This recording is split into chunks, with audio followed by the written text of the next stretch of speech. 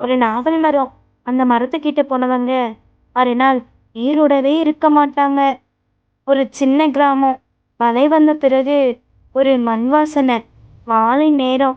சூரியன் மெதுவா மறைஞ்சிட்டு இருக்கு. அந்த கிராமத்துல ஒரு இடத்துக்கு மட்டும் யாரும் போக மாட்டாங்க.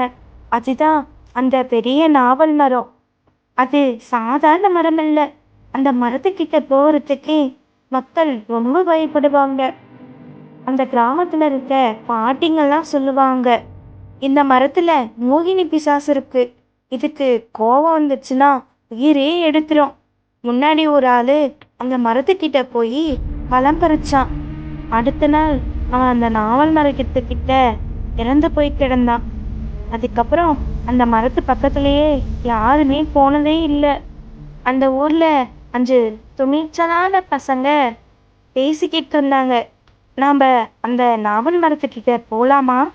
அந்த கதையெல்லாம் உண்மையா அப்படின்னு பார்க்கலாம். அது பயங்கரண்டா. வெளிச்சம் போய் இருட்டு வந்துச்சு. அந்த 5 பேரும் மரத்துக்கிட்ட போயிட்டாங்க. சத்தமே இல்லை, அமைதியா இருக்கு. திடீர்னு காத்து பலமா வீசுது. அங்க அந்த மரம் மட்டும் அசையுது. அருண் கை நீட்டி ஒரு நாவல் பழம் பறிச்சான்.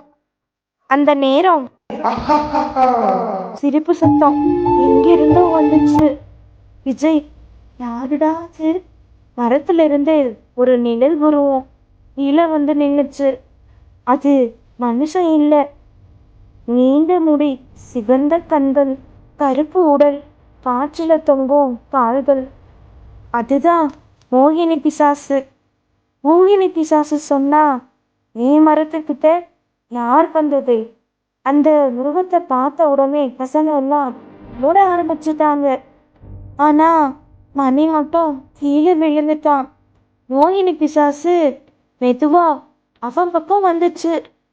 உன் உயிர் நாளைக்கு எனக்கு தான், சொல்லுச்சு பிசாசு. அந்த நேரம் ஒரு வெள்ளை ஒளி. காத்து வேகமா வீசுது. மணி கண்ணை மூடுறான். அவன் முன்னாடி காளியம்மன் வந்தாங்க. அவங்க கோபத்தோட சொன்னாங்க, இந்த பசங்க பாதீங்க, நீ அவங்களுக்கு தீங்கு செய்யக்கூடாது. மோகினி பிசாசு கத்துச்சு, இது என்னோட இடம். காளியம்மன் சொன்னாங்க, நான் இந்த கிராமத்தை காப்பாத்துறேன். ஒரு பெரிய சத்தம், ஒளியும் இருட்டும் மோதிக்கிச்சு. மோகினி மெதுவா அந்த மரத்துக்குள்ளேயே அடைக்கப்பட்டா. அடுத்த நாள் அந்த 5 பேருமே உயிரோடு இருந்தாங்க. அந்த நாள் பிறகு அந்த நாவல் மரம் அமைதியா இருந்தது. ஆனா